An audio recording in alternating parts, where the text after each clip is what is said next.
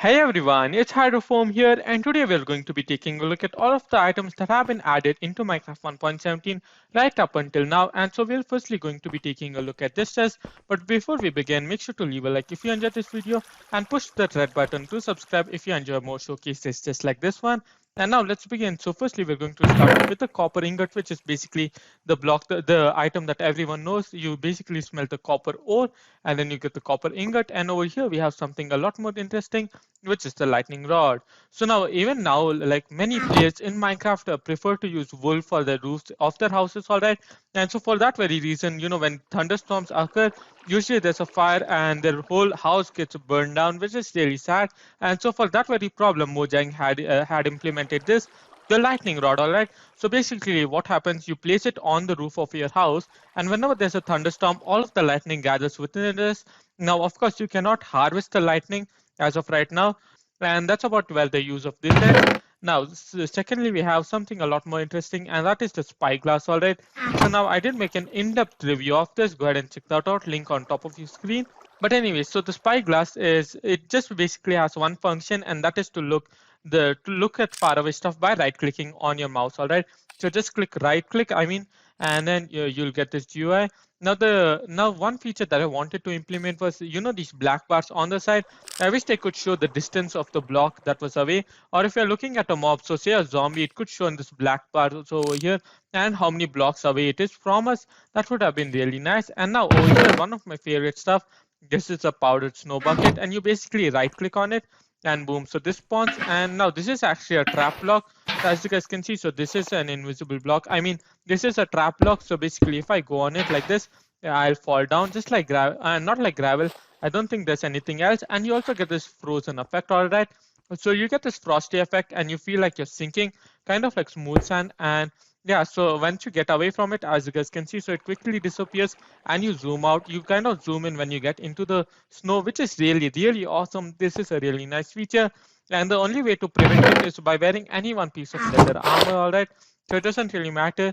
It can be any piece. You do not need to have the boots alone. And that finally gives a use to leather armor as well, which is really nice. Now, as you guys can see, so I just removed the leather armor. Now I'm getting all of these effects. And now I'm just going to quickly place my leather armor back. And now as you guys can see, so the effects are being removed from me. And so the leather armor is the only way to prevent yourself from sinking and getting a frostbite in the powdered snow, which is a really cool feature, I feel like. And now over here we have the bundles, all right. So now this is an empty bundle and this is a full bundle. And the way a bundle gets full, all right, so you just take one item. So a stack of item will fill the bundle. So I'm going to right click. And as you guys can see, so I cannot place anything else because the bundle is fully tied. And now I just need to right click and the bundle will open again and the snowball will come out. You can place a ton of things. Now I can remove each one of these by just right clicking, or I can right click from my inventory and remove all of them together, all of the items that are there in my bundle all at once. And so yeah, so you can place ton of different things inside the bundle. Remember, they cannot be stacks, so you cannot play once you place 64 wheat, you cannot place anything else, it gets full. And then once you place 16 snowball, which is one stack of snowball, it gets full. You cannot place anything else whatsoever, which is really nice. Actually, this is a really cool feature, which kind of does not overpower like the backpacks. The backpacks are a bit OP in my opinion, because it is a bit OP because of the storage option, but this is a lot less OP and it makes a lot more sense as well, which is really nice. And anyway, so this is the bundle over here, and now we're going to keep them back and we're going to take this trident with us, and you'll see why in a bit.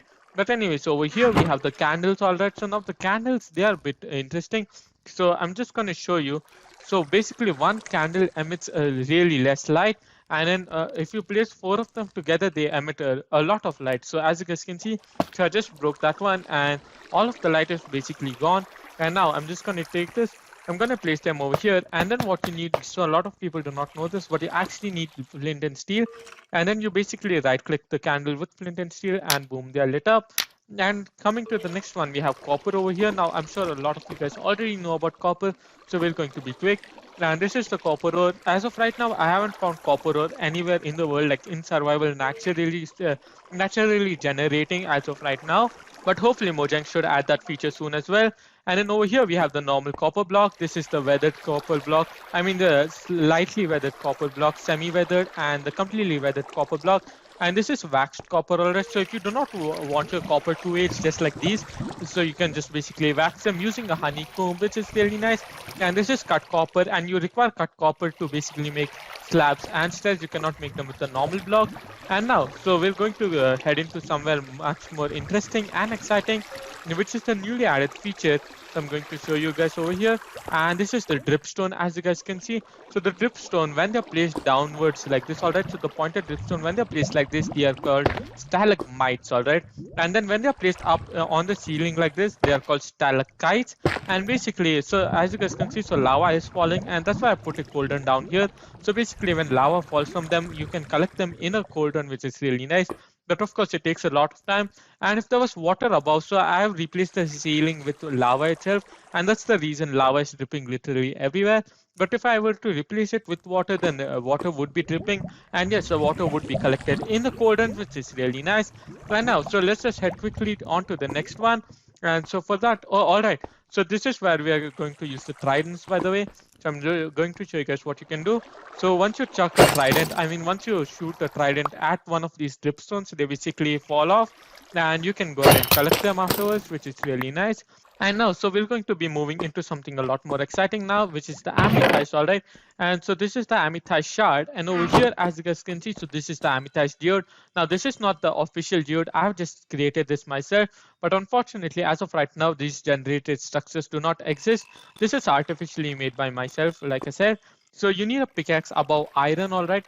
So you can use iron, diamond, or netherite.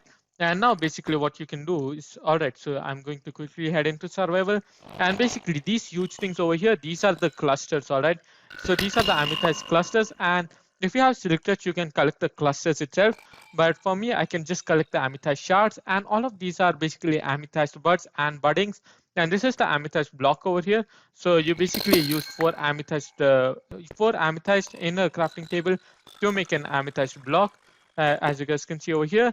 And yeah, so this is how you make an amethyst block, and this is an amethyst budding block, all right? So these cannot be broken by via a pickaxe or anything like that. I mean these. So as you guys can see, so this cannot be broken. This is an amethyst bud. All right, so I'm in creative, and now, so this is the large amethyst bud, and as you guys can see, so this is the amethyst cluster, and this is the medium amethyst bud, and over here is the budding amethyst. You basically have to place this over here, and then you can place the amethyst bud and add the amethyst cluster as well. And yeah, guys, so this is the amethyst geode biome, which is really nice. And so basically with that, we have come to an end in this video. So if you guys did enjoy it, make sure to smash that like button, subscribe if you haven't already, and in the meantime, go ahead and check out some of my other videos that are on your screen right now, and I'll catch you guys over there. Now, see ya.